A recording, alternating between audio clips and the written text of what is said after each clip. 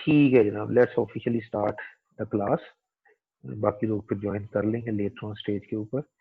अच्छा, उसमें एक क्यूरी आई थी मेरे पास कल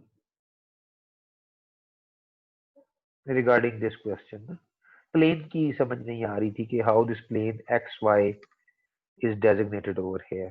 ठीक है, उसमें अगर हम इस चीज को देखें जो कल हमने काफी डिटेल में डिस्कस किया था कि जो हमारे पास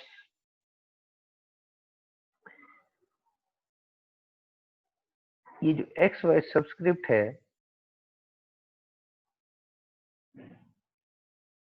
दिस एक्स वाई सब्सक्रिप्ट, ये हमारे पास फेस को डिफाइन कर रहा होता है और ये हमारे पास टॉ की डायरेक्शन होती है। इस पर्टिकुलर फेस में ये मेरे पास एक्स फेस है क्योंकि मैंने इस ओरिजिन से एक्स की डायरेक्शन में ट्रेवल किया है। ठीक है, तो जो मेरे पास फेस आया है ये मेरे पास एक्स फेस है, ये मेरे पास वाई फेस है। This is Y face, this is X face, और ये वाला जो फेस है मेरे पास दिस इज जी फेस। ठीक है, ये मेरे पास जी फेस है। तो पहला सब्सक्रिप्ट हमेशा फेस को रिप्रेजेंट कर रहा होता है, दूसरा वाई जो है इस पर्टिकुलर केस में वो टॉ या टॉर्जन की डायरेक्शन को रिप्रेजेंट कर रहा होता है। ठीक है, क्योंकि ये जो इस वक्त मैं ड्रॉ कर रहा हूँ एरो, इसमें ये बेसिकली वाई की डायरेक्शन में है, तो ये टॉ एक्स वाई होगा। ठीक है जनाब। अच्छा, अब हम आ जाते हैं इसके ऊपर, बल्कि इसके ऊपर आ जाते हैं, इसके ऊपर यहाँ पे हमारे पास ये पड़ा हुआ है एक्स वाई प्लेन। ठीक है, अगर मैं ओरिजिन से एक्स के लॉन्ग ट्रेवल करता हूं तो फेस कौन सा आएगा मेरे पास? अगर मैं इसको यहाँ पे ड्रॉ करूं, अगर ये मेरे पास एक्स वाई और जी हो, तो मैं अगर एक्स में ट्रेवल करूंगा तो ये फेस मेरे पास एक्स होगा ना, ये मेरे पास वाई फेस होगा, और इसके ऑपोजिट जो फेस नजर आ रहा है, इसके ऑपोजिट, इस वाले के ऑपोजिट जो फेस है that will be the Z face, although that will be the negative z phase, क्योंकि I am moving in the negative z direction। ठीक है, तो ये मेरे पास अब जिस वक्त ये पी इस पे आएगा, इसको ये पुल करेगा, तो deformation will be like this one. ठीक है, अब डिफॉर्म किस तरह हुआ है? डिफॉर्म हुआ है वाई के अलोंग, जो इसकी डायमेंशन कम हुई है that is long the Y axis. Z axis के अंदर कोई मोशन नहीं है, डी एक्सिस के, सॉरी जी एक्सिस के अंदर कोई डिफॉर्मेशन मेरे पास नहीं आई। मेरे पास एक्स फेस पे वाई डायरेक्शन के अंदर डिफॉर्मेशन आई है बिकॉज ऑफ द शेयर। ठीक है, तो मेरे पास जो शेयर की डायरेक्शन होगी वो वाई की होगी। ठीक है, क्योंकि बेसिकली वाई पॉजिटिव की डायरेक्शन के अंदर मेरे पास आया है। ठीक है, तो इस वजह से यहाँ पे गैमा एक्स वाई यूज हो रहा है या आगे जाके पी एक्स वाई यूज हो रहा है। ठीक है ना, अगर मैं इसको यहाँ पे पुल करता फॉर एग्जाम्पल, इस तरह ये पी फोर्स लग रही होती। ठीक है, तो फिर मेरे पास जी फेस होता और वाई की डायरेक्शन में होती, तो that would be the gamma Z Y. ठीक है, फिर एक और बात भी है, टॉ एक्स वाई, क्वेश्चन ये था कि जी ये वाई एक्स क्यों नहीं है, गैमा वाई एक्स क्यों नहीं है, एक्स वाई क्यों है? ठीक है, तो हम अज्यूम ये करते हैं कि tau X Y is equal to tau Y x.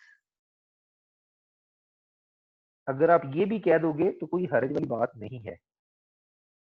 ठीक है, लेकिन फर्क सिर्फ ये होगा, टॉ एक्स वाई और टॉ वाई एक्स में डायरेक्शन का फर्क होगा। ठीक है, क्योंकि ये बेसिकली अगर ये जा रहा है इस तरह तो ये जा रहा है इस तरह, ऑल्दो दोनों में कोई ऐसा को खास फर्क नहीं है मैग्नीट्यूड के पॉइंट ऑफ व्यू से। ठीक है, तो ये मेरे पास एक्स फेस और वाई के डायरेक्शन में जो लॉजिकल चीज बनती है वो this is how you can define कि जो टॉ का प्लेन है वो क्या आएगा। ठीक है जनाब, चले, कोई कंफ्यूजन तो नहीं है इसमें? हेलो सर वो आपने स्क्रीन शेयर बंद कर दिया, वो एक मिनट दिखा दो। यार स्क्रीन इतनी देर से शेयर हुई थी। नहीं अभी बंद हुई है सर। अच्छा ठीक है। अच्छा सर, अच्छा ये जो आप बता रहे हैं कि जो एक्स फेस है वो हाँ वो जो क्या कहते हैं एक्स फेस जो शेयर हो रहा है वो वाई के डायरेक्शन वाई एक्सिस के अलोंग शेयर हो रहा है या फिर किस तरीके से, लाइक फेस तो समझ आ गया, वो किसके अलोंग शेयर हो रहा है वो बता देंगे। देखो ना, ये यहाँ पे देखो, जी यहाँ पे सर। जो डिफॉर्मेशन आई है वो वाई के लॉन्ग है, ये ना, ये जो चीज कम हुई है। सर ये एक सर ये पहले बताएं, ये शेयर जो है ये जो ब्लॉक है ये पीछे की तरफ जा रहा है या फिर ये एक्स इस एक्सिस की डायरेक्शन में, तरफ मूव कर। इस अच्छा एक्स डायरेक्शन की में तरफ शेयर यार हुआ। ये, यार ये पी पी फोर्स लगी हुई है ना, इस फोर्स ने इसको बेसिकली स्लाइड करवाया, इसी तरह स्लाइडिंग। अच्छा ओके, स्लाइड हुआ है, ठीक है। ठीक है, तो जिस वक्त स्लाइड होगा तो यहाँ पे इन तमाम प्लेन्स के ऊपर शेयर ही आएगा ना। ठीक है। तो ये बेसिकली सही इसमें कॉन्सेप्ट। ठीक है ना, चले अब लेट्स सही। स्टार्ट रेगुलर चैप्टर जो हमारा है। ठीक है जी, अब हम स्टार्ट करते हैं। आज हम कोशिश करेंगे कि चैप्टर 3 और चैप्टर 4 को देख लें। ठीक है, अच्छा जनाब, चैप्टर 3 टॉर्जन।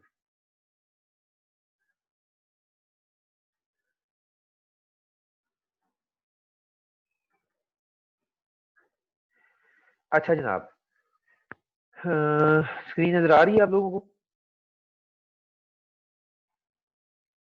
ये बेसिकली इनिशियल चीजें हैं सारी की सारी जो हमने डिस्कस की हुई हैं। ठीक है, इसमें बेसिकली अब हम डिस्कस करेंगे sum of all the forces equal to zero and sum of all the moment equals to zero. ठीक है, तो अब हम प्योरली अगले दो चैप्टर्स में, चैप्टर 3 और चैप्टर 4 में मोमेंट्स को डील करेंगे। ठीक है, हमने लास्ट टाइम याद होगा आपको बात की थी जिस वक्त हमने डिटेल्ड लेक्चर अपने लिए थे, रेगुलर लेक्चर्स, उसमें हमने कहा था कि वो मोमेंट जो कि शैफ्ट के एक्सेस के अलोंग, शैफ्ट के एक्सेस के अलोंग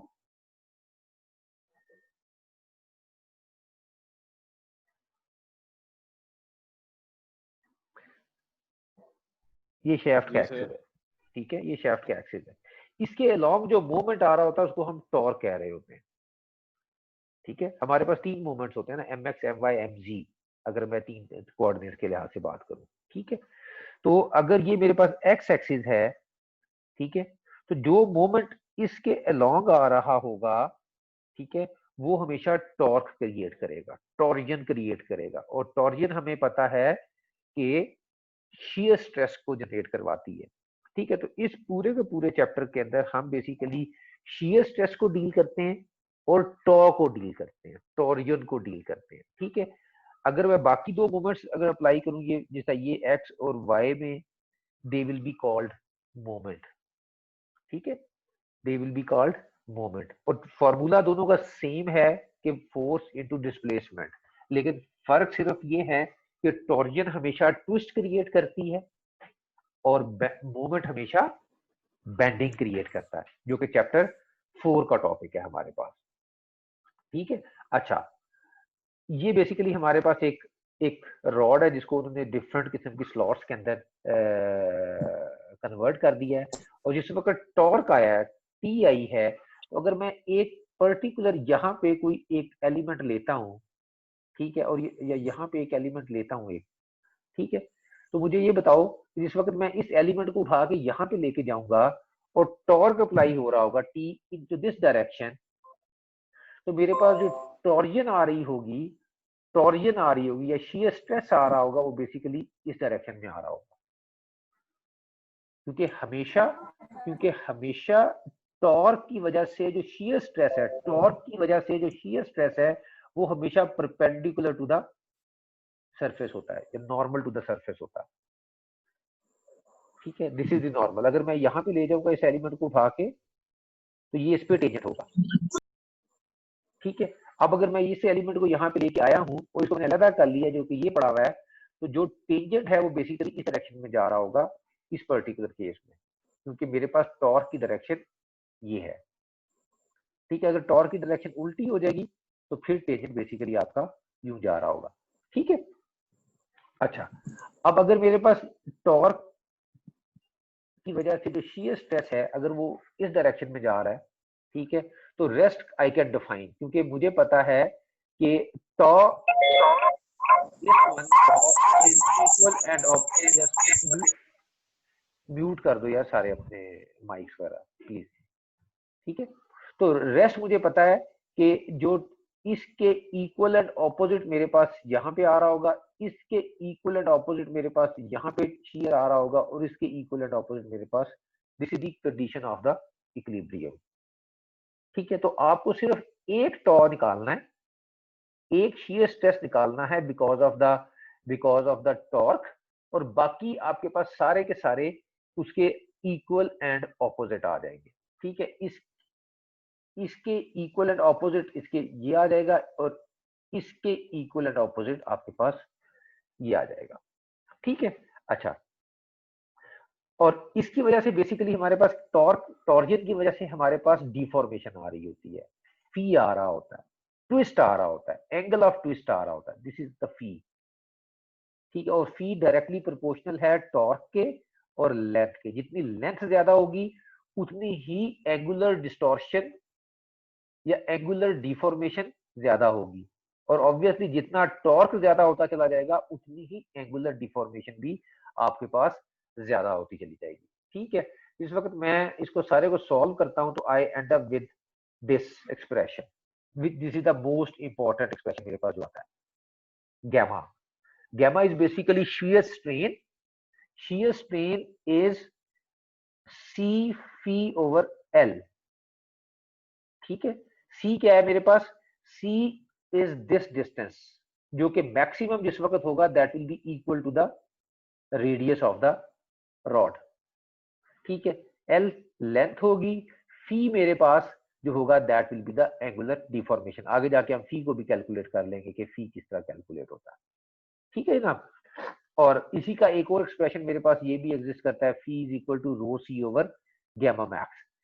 जिस वक्त रो जीरो होगा तो गामा जीरो होगा, मीन shear स्ट्रेन जीरो हो जाएगा, ठीक है। और अगर मेरे पास रो सी के इक्वलेंट होगा जो कि उसके रेडियस के इक्वलेंट होगा, तो C over C will be 1, so gamma will be maximum, तो shear strain will be maximum. यहां से मैं क्या कंक्लूड करता हूं, मैं ये कंक्लूड करता हूं eight the centre of the rod, eight the centre of the rod shear strain is always zero, and at the outermost radius it is always maximum, और इन बिटवीन कहीं पे भी मैं c की वैल्यू पुट करता हूं, sorry c की value अगर मैंने इन बिटवीन कहीं पे लेना है, between the centre and the outer most radius, तो मैं वहां पे c की पर्टिकुलर वैल्यू पुट करूंगा और वहां पे मैं गैमा निकाल लूंगा। That gamma will not be the maximum gamma, maximum gamma will always be on the outer most radius of the shaft, और gamma will be zero at the centre of the shaft, mean के neutral axis के ऊपर, neutral axis के ऊपर it will always be zero, और outer most boundaries के ऊपर it will always be maximum, ठीक है ना। अच्छा, यहां से हम बेसिकली टॉ निकाल लेते हैं, ये सारा मैथमेटिक्स हमने बड़ा डिटेल में डिस्कस किया हुआ है, और यहां से हम टॉ निकाल लेते हैं, और टॉ मैक्स की जो वैल्यू आती है,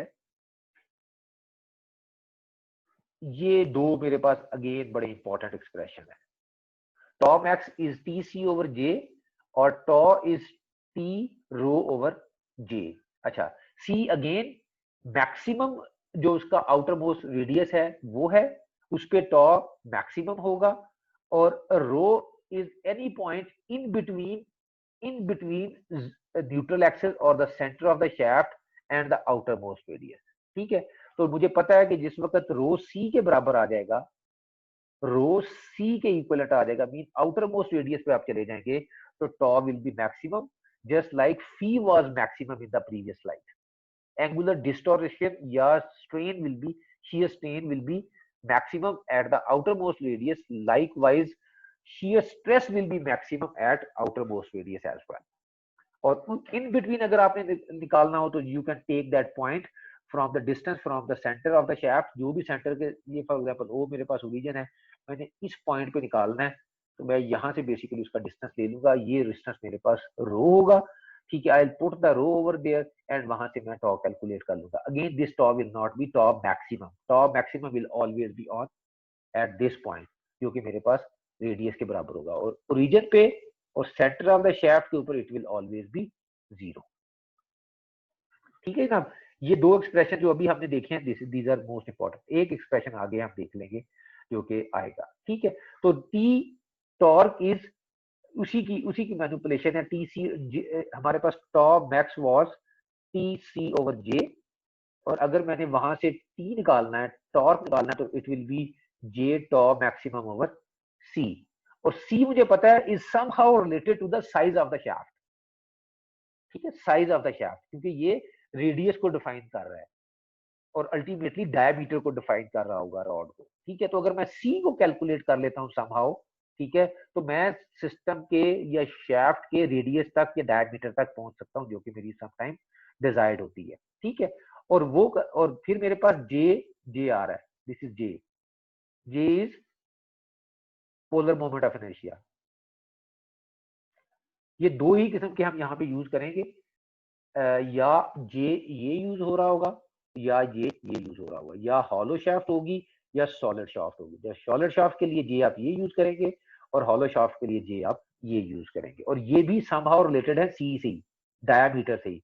इंटरनल डायामीटर और आउटर डायामीटर हॉलो के केस में, और नेट डायामीटर या net radius will be in particular case of the solid rod, ठीक है ना।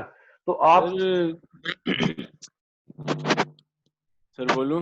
हाँ हाँ बोलो जनाब, बोलो, आप बोलने के लिए बैठे हो यार, मैं तो तरस जाता हूँ आपकी बात सुन के। कोई ऐसी प्रॉब्लम हो जिसके अंदर उन्होंने जे हमें गियर का फाइंड करने को कहा हो, तो हम जो टीथ होगा उसकी आउटर एज तक लेंगे लेंथ, या अंदर वाले सर्कल तक लेंगे? देखो गियर के केस में लिटिल बिट डिफरेंट, ठीक है। गियर के केस में आपके पास दो सर्कल होते हैं, एक को कहते हैं अडेंडम सर्कल, एक को कहते हैं डिडेंडम सर्कल, ठीक है ना। तो बेसिकली आपके पास जो सॉलिड सर्कल आ रहा होता है, जनरली आप उसको ले रहे होते हैं, बट इट डिपेंड्स अपॉन कि टीथ की अपनी क्या लेंथ है और अपनी क्या उसकी वैल्यू आ रही है, ठीक है। लेकिन जो सॉलिड पार्ट होता है that is always considered for the calculation of the J, ठीक है। लेकिन वो इतना कैलकुलेशन उसकी इतनी आसान नहीं होती गियर के केस में, क्योंकि यहाँ पे हम बड़ा सिंपल केस ले रहे हैं। थ्योरी ऑफ मशीन्स में या थ्योरी ऑफ मशीन्स में probably you will see how to calculate the G J for the gear, वो थोड़ा सा टेक्निकल होता है, वो इतना सिंपल नहीं होता जितना सिंपल आप लोग ये पर्टिकुलर गियर के केस में, क्योंकि जे मैस मोमेंट ऑफ इनर्शिया या पोलर मोमेंट ऑफ इनर्शिया, तो मैस का कंट्रीब्यूशन बहरहाल उसके अंदर होता है, वो थोड़ा सा टेक्निकल होता है, वो इतना सिंपल नहीं होता जितना सिंपल हम एक सिंपल रॉड को या हॉलो रॉड को कर रहे होते हैं। इसीलिए वो हम लोग यहाँ से बियॉन्ड द स्कोप है इस पर्टिकुलर केस के अंदर, ठीक है ना।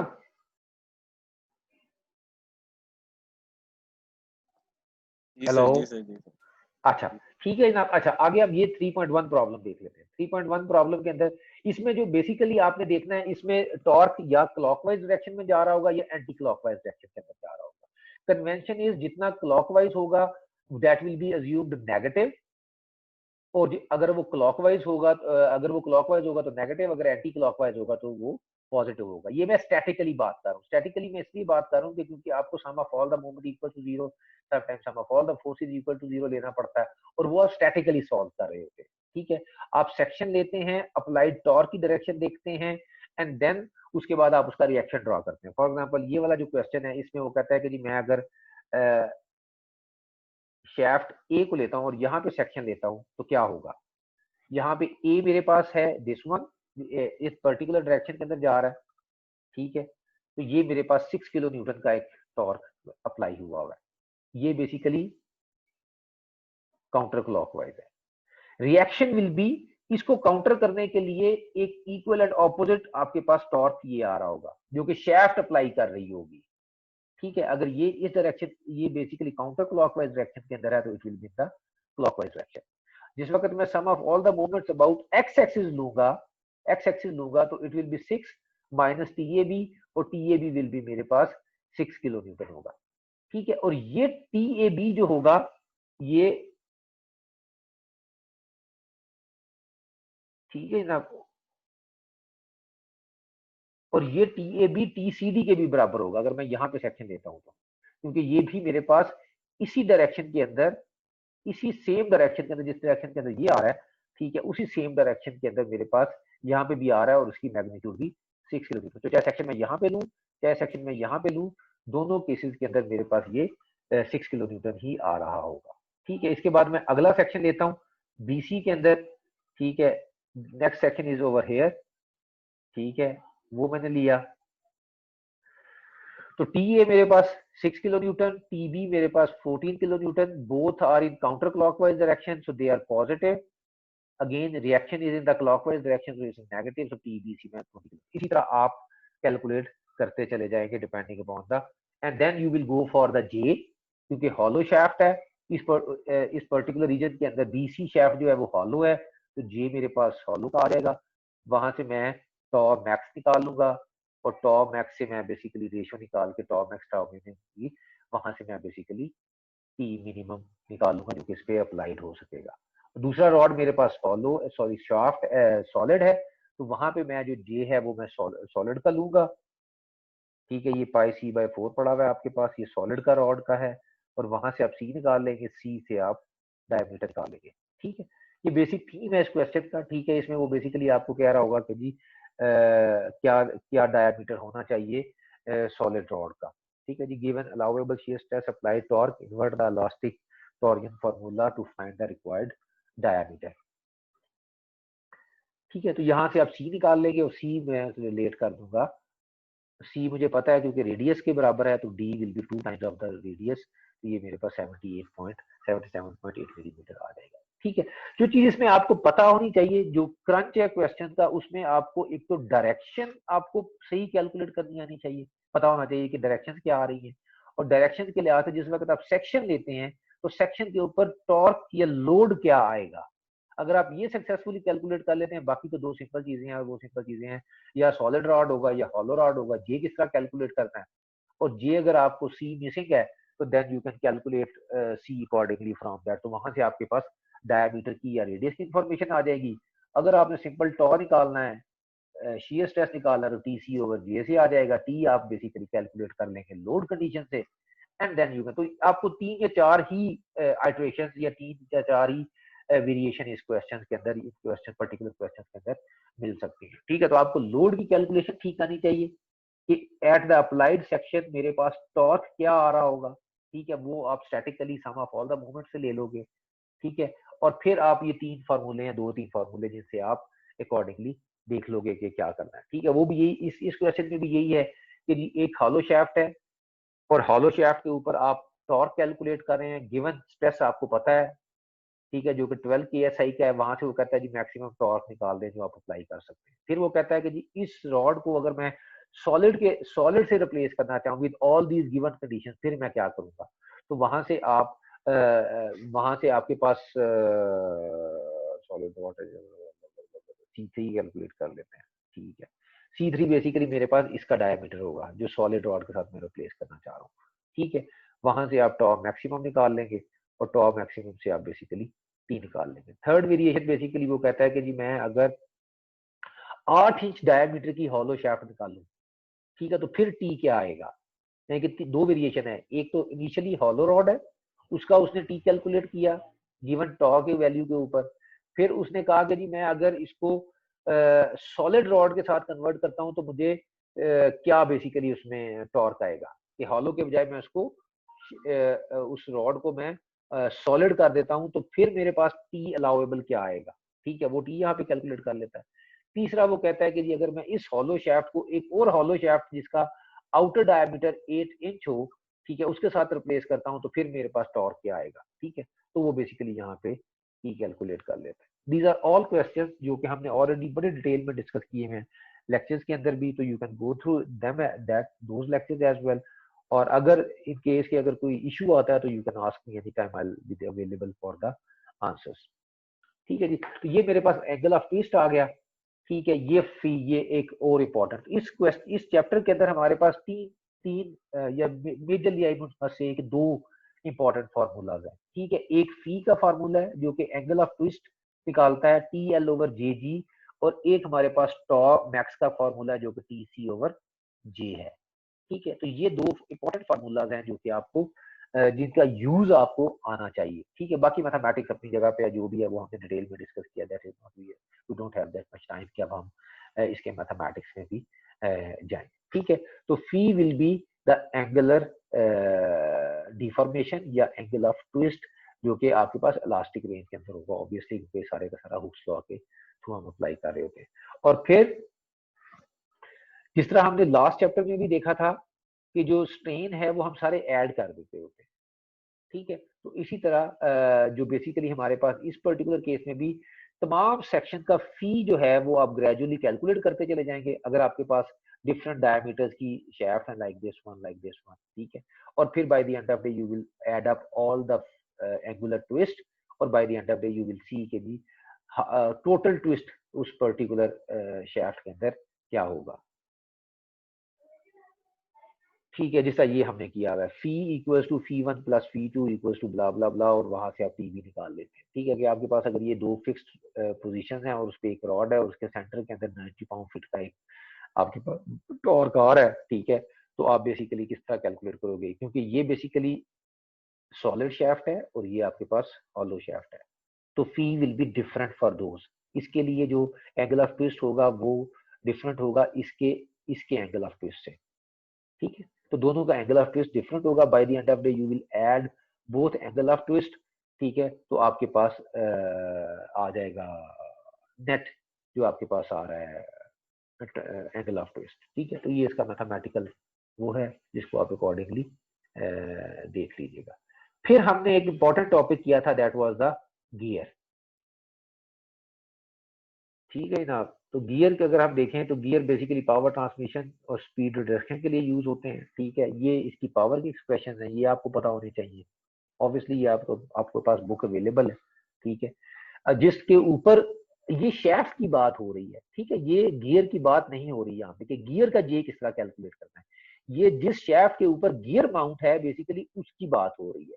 ठीक है, तो ये बेसिकली आपके पास सॉलिड शेफ्ट है, ये हॉलो शेफ्ट है। अगेन ये वही फार्मूलाज हैं जो कि आपने ऑलरेडी यूज किए हुए हैं जे के लिए। ठीक है, और ये उन्हीं की वेरिएशन है जो कि हम देख रहे हैं। एक इंपॉर्टेंट एक्सप्रेशन जो है वो बेसिकली हमारे पास ये है, radius of B gear into angular twist of B equals to radius of C angular twist of C. और फिर अगर आपने एंगुलर डिफॉर्मेशन ऑफ बी निकालनी है तो it will be the ratio of R C over R B. ठीक है,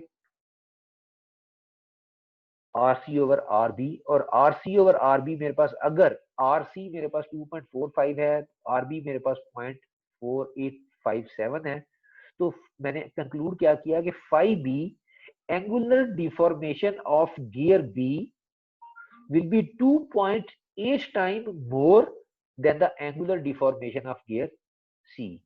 तो साइज की जो रेशो है वो हमारे लिए बहुत इंपॉर्टेंट है। ठीक है, अगर आप बड़े गियर से छोटा गियर घुमा रहे हैं, ठीक है, तो जितनी डिफॉर्मेशन बड़ा गियर ले रहा है उससे रेशो के लिहाज से ज्यादा डिफॉर्मेशन या एंगुलर ट्विस्ट आपका छोटा गियर ले रहा होगा, एंड वाइस वर्सा। अगर छोटा गियर ज्यादा ले रहा है एंगल ऑफ ट्विस्ट तो बड़ा गियर कम ले रहा होगा, क्योंकि ratio will be lesser 0.875 divided by the 2.45, तो उसमें पर्टिकुलर रेशो आपकी इन्वर्ट हो जाएगी। ठीक है, तो बड़े गियर से छोटा गियर और छोटे गियर से बड़े गियर की कन्वर्जन भी आपको पता होनी चाहिए, जो कि ये एक्सप्रेशन आपको बता रहा है कि how the angular twist will be transferred from one gear to another gear. वो आपने किस तरह कैलकुलेट करना है, वो बेसिकली गियर के साइज की रेशियो से आप कैलकुलेट करेंगे। ठीक है, इस पर्टिकुलर केस में अगर मैं 5c निकालना चाह रहा हूँ इन टर्म्स ऑफ 5b, तो इट विल बी 1/2.85 b। ठीक है ना, इनवर्स हो जाएगा इसका। ठीक है, और वो obviously will be less than this quantity. ठीक है, तो वो बेसिकली आपके पास फिर बड़ा गियर कम डिफॉर्म होगा as compared to the smaller gear, या स्मॉलर गियर हमेशा ज्यादा डिफॉर्म होगा as compared to the larger gear, अगर एंगल ऑफ ट्विस्ट आपके पास आ रहा है। ठीक है, ये सिंपल क्वेश्चन है, इनमें कोई ऐसा इशू नहीं है। ये क्वेश्चन हम देख लेते हैं क्विकली कि ये क्वेश्चन हमने किस तरह किया था। अब इसमें क्या हो रहा है, इसमें एक दो गियर है बी एंड सी, ठीक है, ये शाफ्ट की लेंथ है, ये डायमीटर गिवन है, और एक टी नॉट अप्लाई हुआ है इस जगह पे, ये जो आपको नजर आ रही है, ये जो ये वाले पॉइंट है शाफ्ट, ठीक है ना। अब वो क्या कहता है, वो कहता है जी largest torque T not that may be applied to the end of the shaft A B, ये कैलकुलेट करें, and the corresponding angle of the twist of end A, कि आखिर में by the end of day A कितना twist करेगा of the shaft when shaft A B rotates, ठीक है ना। ये मैंने स्टैटिक लगाई, sigma sum of all the moments about B and sum of moment about C equals to 0। अच्छा, अब हो क्या रहा है, हो ये रहा है बेसिकली कि अगर आप इस गियर को देखो, ठीक है, तो ये यूं गियर घूम रहा है बिकॉज ऑफ दिस टॉर्क, ठीक है। तो ये गियर जिस वक्त यूं घूम रहा है, तो ये बेसिकली इस बड़े गियर के ऊपर ये यूं फोर्स लगा रहा है, बड़े गियर के ऊपर, ठीक है, और ये बड़ा गियर बेसिकली इसके रिस्पॉन्स में यूं घूमने की कोशिश कर रहा है, ठीक है। अब जिस वक्त ये यूं घूमने की कोशिश कर रहा है, इस डायरेक्शन में घूमने की कोशिश कर रहा है, तो ये रॉड इसके ऊपर एक ऑपोजिट टॉर्क लगा रहा होगा to keep it in the balance. अच्छा, अब हम चलते हैं, ये तो ये वो फोर्स आ गई जो कि छोटा गियर बड़े गियर पे लगा रहा है, और ये बड़ा गियर क्योंकि यूं घूमने की कोशिश कर रहा है, तो जो रॉड इसके ऊपर सी डी रॉड इसके ऊपर टॉर्क कैलकुलेट कर रहा है, वो इक्वलेंट ऑपोजिट कर रहा है, ठीक है। और ये टी नॉट तो क्योंकि फ्री है मूव करने के लिए, तो ये उसी डायरेक्शन में मूव करेगा जिस डायरेक्शन ए बी रॉड की वजह से टी नॉट जो आ रहा है, वो तो उसी डायरेक्शन में मूव करेगा जिस डायरेक्शन में आप उस पर टॉर्क लगा रहे हैं, ठीक है। और इस फोर्स को न्यूट्रलाइज करने के लिए छोटे गियर के ऊपर भी फोर्स आ रही होगी, जो कि ये आ रही है, जो कि इक्वलेंट ऑपोजिट होगी। हेलो, आवाज आ रही है? Hello,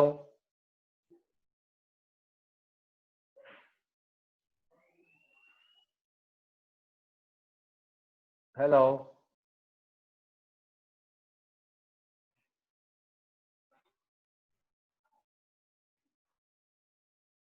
hello, hello, hello.